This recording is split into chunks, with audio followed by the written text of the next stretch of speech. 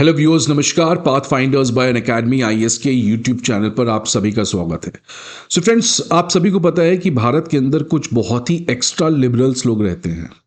वो ऐसे लिबरल्स हैं जो भारतीयों के इंटरेस्ट को खत्म कर कर बाहर के लोगों के इंटरेस्ट के बारे में ज़्यादा ख्याल रखते हैं। वो इतने लिबरल हैं कि वो भूल जाते हैं कि भारत के कई बच्चे अभी भी स्टंटिंग, वेस्टिंग, मैल न्यूट्रिशन के प्रॉब्लम से गुजर रहे हैं और अभी भी राइट टू एजुकेशन में उनको क्वालिटेटिव एजुकेशन नहीं मिल पा रहा है। लेकिन ऐसे लिबरल्स हैं जो बाहर के देश के आए गए बच्चों के बारे में ज़्यादा ख्याल रखते हैं। देखिए, ख्याल रखना बहुत ज़रूरी बात है। एम्पैथी नाम की कोई भी चीज़ है, लेकिन खाली पेट आप एम्पैथी नहीं कर सकते हो। खाली पेट में पहले एक बच्चा या एक पर्सन अपना पेट कैसे भरे कि वो बात की सोचे। इसलिए you can not become philosopher until you don't become rich.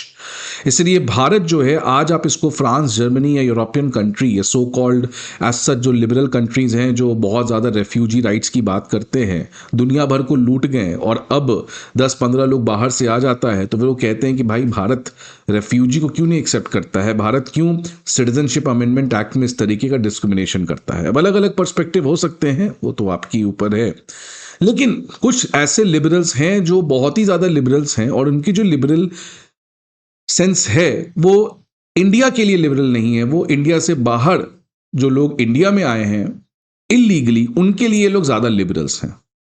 अब मैं क्यों इसके बारे में बात कर रहा हूं, बिकॉज सुप्रीम कोर्ट में भी कुछ ऐसा ही आया। एक ऐसा पिटीशन फाइल हुआ जिससे इनफैक्ट सुप्रीम कोर्ट ही खुद कह दिया कि क्या चाहते हैं आप लिबरल्स लोग, क्या चाहते हैं कि क्या भारत एक रेड कारपेट बिछा दे उन लोगों के लिए जो भारत इलीगली आया है। और ये जो वाक्य सुप्रीम कोर्ट ने कहा है, it is from the perspective of the Rohingyas people who have entered into India illegally. अब ये पूरा मामला क्या है इसके बारे में बात करेंगे, बट पहले न्यूज क्या है आप देखिए कि सुप्रीम कोर्ट ने एक बहुत ही टफ स्टैंस लिया है बिकॉज कुछ लोग ने हैबियस कॉर्पस पिटीशन फाइल किया है। हैबियस कॉर्पस आप समझिए, एक रिट पिटीशन फाइल कर दिया गया क्योंकि कुछ रोहिंग्या रेफ्यूजीज जो हैं वो डिसअपियर कर गए हैं, मतलब उनका पता नहीं चल पा रहा है। और कुछ पिटिशनर्स का कहना है कि उनको शायद पुलिस ने अरेस्ट किया है या पुलिस ने डिपोर्ट कर दिया है या डिटेंशन कैंप में रखा है। तो इसलिए कुछ पिटिशनर्स पहुंच गए, so called liberals, supreme court के सामने और रिट पिटीशन फाइल कर दिया हैबियस कॉर्पस का। अब बात देखिए, लिबरल्स क्या बात करते हैं। लिबरल्स यहां तक एक पीआईएल फाइल कर देते हैं सुप्रीम कोर्ट में to grant school admissions government benefits to Rohingya family. देखिए फ्रेंड्स, बेनिफिट किसी भी पर्सन को देना, अगर वो प्रॉब्लम में है, वो कठिनाई में है, तो ये तो करना चाहिए। इनफैक्ट भारत एक ऐसा देश भी है जो वासुदेव कुटुंबकम, प्राइम मिनिस्टर मोदी सबका साथ सबका विकास, और भारत की जो कि कल्चरल सिद्धांत है वो भी इस पे निर्भर करती है। हमारी जो धर्म है वो भी इसके बारे में जरूर बात करती है। लेकिन जिस तरीके का पीआईएल फाइल किया गया और किस तरीके की पिटीशन हैबियस कॉर्पस का फाइल किया गया, ये बताता है कि लिबरल्स जो हैं उनकी जो आइडियोलॉजी है वो कितनी ज्यादा इंडिया के लोगों के हित के अगेंस्ट है। बिकॉज आज जहां पर एक बच्चा खुद स्कूल एडमिशन कर कर उसको क्वालिटेटिव एजुकेशन नहीं मिल पा रहा है, because obviously we don't have resources at this point of time. आप चाहते हैं कि और दुनिया भर के सभी लोग को ले आए और यहां पे स्कूल एडमिशंस दे। ये बेसिकली मुद्दा पहुंचा सुप्रीम कोर्ट के पास और जो नए चीफ जस्टिस ऑफ इंडिया हैं सीजेआई सूर्यकांत, उन्होंने बहुत ही टफ स्टैंस देने का यहां पे काम किया। उन्होंने कहा, do you want us to roll out a red carpet for them. Chief justice of India ने कहा कि रोहिंग्यास जो हैं वो लगातार भारत एंटर कर रहे हैं अंडरग्राउंड रूट्स के थ्रू, और फिर ओवर द ग्राउंड आकर अपने राइट्स के बारे में डिमांड कर रहे हैं, such as food and shelter.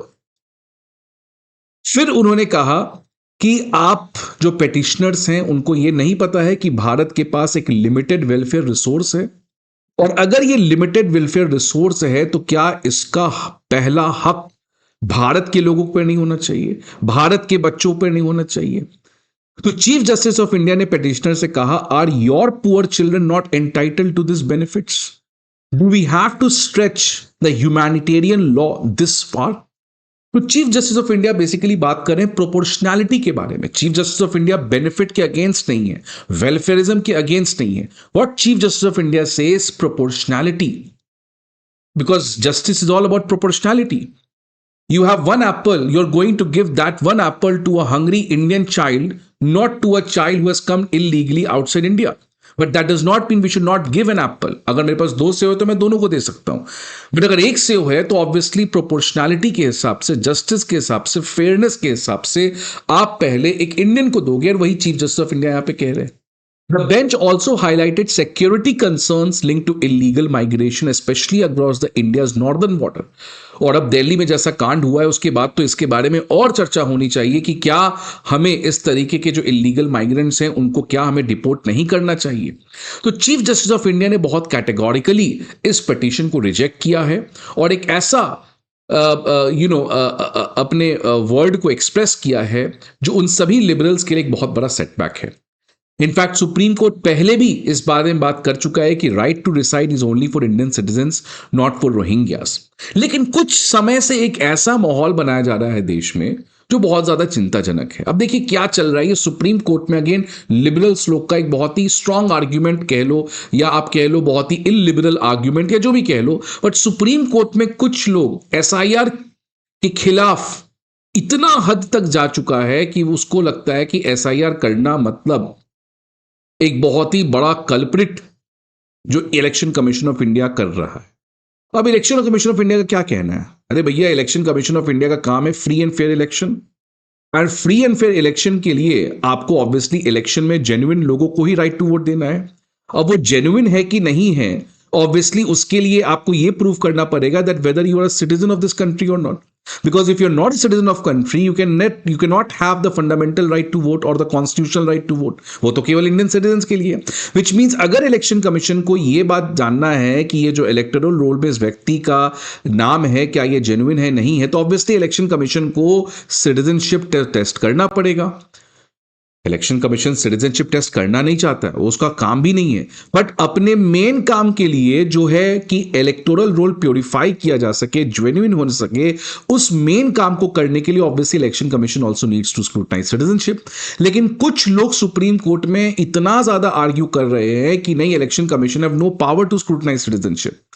तो इसलिए इलेक्शन कमीशन ने जस्ट कहा कि मेरा काम नहीं है स्क्रूटनाइज सिटीजनशिप का, I am not doing out of passion, but that is something which is a necessity, मुझे ये करना पड़ेगा. अब देखते हैं जजमेंट क्या आता है. बट अगेन इस समय काफी ज्यादा लिबरल्स जो हैं वो एसआईआर को खत्म करने का प्रयास कर रहे हैं. लेकिन समय आ चुका है friends that we need a NRC, national register of citizenship. We need to identify those people who have entered illegally. We are not against anyone. We have given refugee to Sri Lankan Tamils. We have given refugee to a lot of people under Citizenship Amendment Act. We have given refugee to many other people belonging to majority also religion, जिनको religion के नाम पर खतरा है. हम लोग के पास obviously एक refugee policy नहीं है.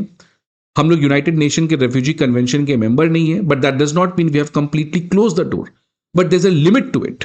There is a limit to how many outsiders we can accept because we ourselves have very limited resource. तो सुप्रीम कोर्ट के जो चीफ जस्टिस ऑफ इंडिया का एक ऑर्डर आया है, रूलिंग आया है, ये काफी अच्छा है. लेकिन एनआरसी करवाना आज बहुत जरूरी है. अब सेंसस तो ऑलरेडी स्टार्ट होने वाला है, तो क्या सेंसस के बाद एनआरसी करवाया जाएगा, ये बहुत बड़ा सवाल है. Let's wait what happens. आपके क्या व्यूज हैं इस पर्टिकुलर इशू के बारे में? Please let me know in the comment box. I hope आपको ये वीडियो अच्छा लगे. See you again some other video. Till then goodbye and take care.